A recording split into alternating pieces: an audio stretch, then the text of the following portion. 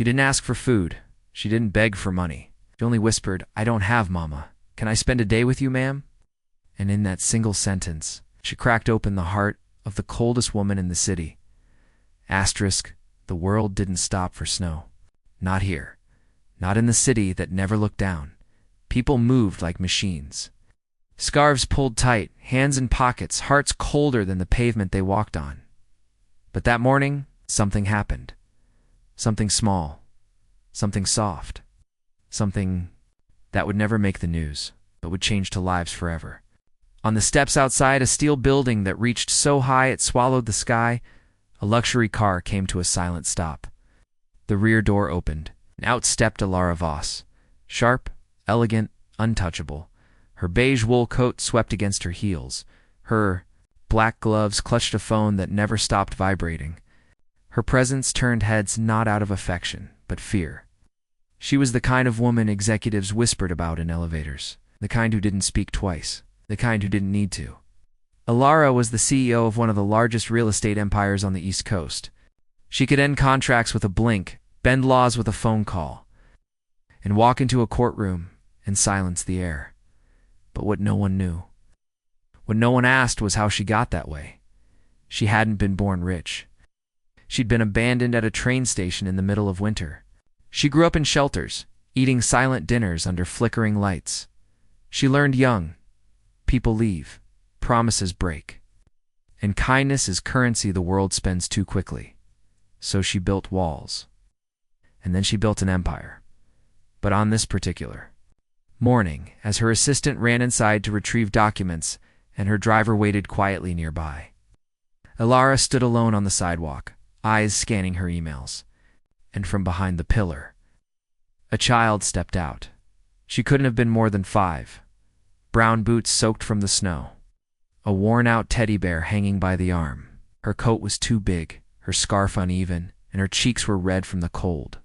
She stood a few feet away, silent, watching, studying, and then, with the quiet bravery only the deeply lonely understand, she spoke. Excuse me, ma'am."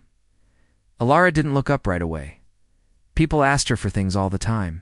Favors, jobs, donations.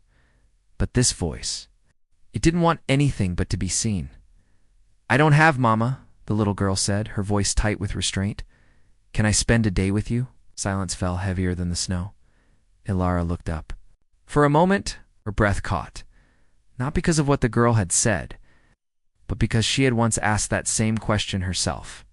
To a woman who hadn't even looked down, Alara stared at the girl, the teddy, hope so painfully alive in her eyes. She should have said no, should have walked away. She had meetings, deadlines, a life to clean for this mess.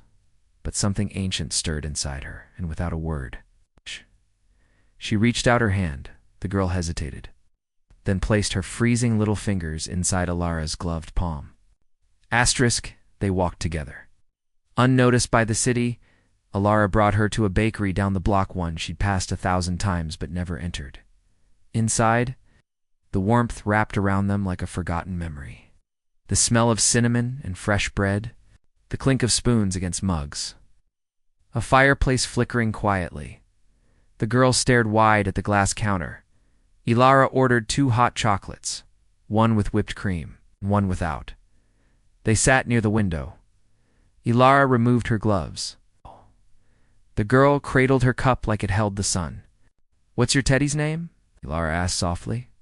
"Hope," the girl replied, because someone said, "Hope keeps you warm at night." Alara didn't answer. She just nodded, because that was the most honest thing she'd heard in years.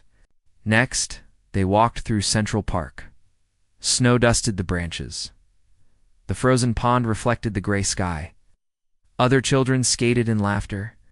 But this little girl just watched, quiet, content to hold Alara's hand and listen to the world at one point. She stopped by a bench and said, "If you sit really still, you can hear Snowland." They sat. Allah watched her. This child, no tantrums, no demands, just peace. Like being near someone who'd already seen too much to take anything for granted. Later, Alara bought her a sandwich. Half of it went to the girl. The other half she handed to a man sleeping under blankets outside the cafe. Without prompting, without praise, Lar watched, stunned. "How did you know to do that?" she asked. The girl shrugged. "People forget to look at people." Asterisky's sun began to fall behind the skyline, and just as they reached the front of Alara's building again, a voice called out, "Lena." It was a woman in a long brown coat, frazzled, breathless. The little girl froze. It was her social worker. She'd run away from the group home earlier that morning. No one knew how or why. But Lena, she didn't cry. She just looked up at Alara and whispered, "I didn't want to be adopted. I just wanted someone to love me for a day." The words landed heavier than any contract Alara had ever signed. The social worker apologized profusely, promised this would never happen again, thanked Alara for not calling the police. But Alara didn't speak. She just watched Lena as the girl turned one last time, said barely louder than breath, "You felt like Mama." Then she was gone. That night, Alara sat alone in her penthouse. No champagne, no boardroom calls, just silence. And it was loud. She thought of Lena's hands, cold and small, of the whipped cream on her nose, the way she had stared out the cafe window like it was her first real day in the world, and Alara realized she had never truly lived in hers.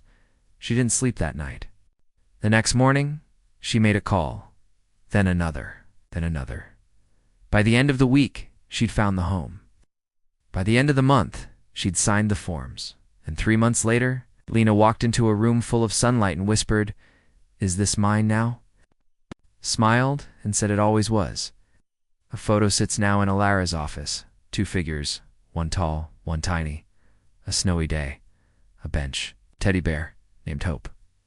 No headlines, speeches. Just a woman who had everything until she gave something away. And realized that was the only thing that had ever been real. Sometimes love isn't loud. Sometimes it doesn't come in forever promises. Sometimes it's just one hand reaching back when the world walks by. So if you ever feel invisible, remember, someone out there is waiting to see you. Maybe not today. Maybe not yet, but one day, they will. And when they do, they won't just stay for a day, they'll stay.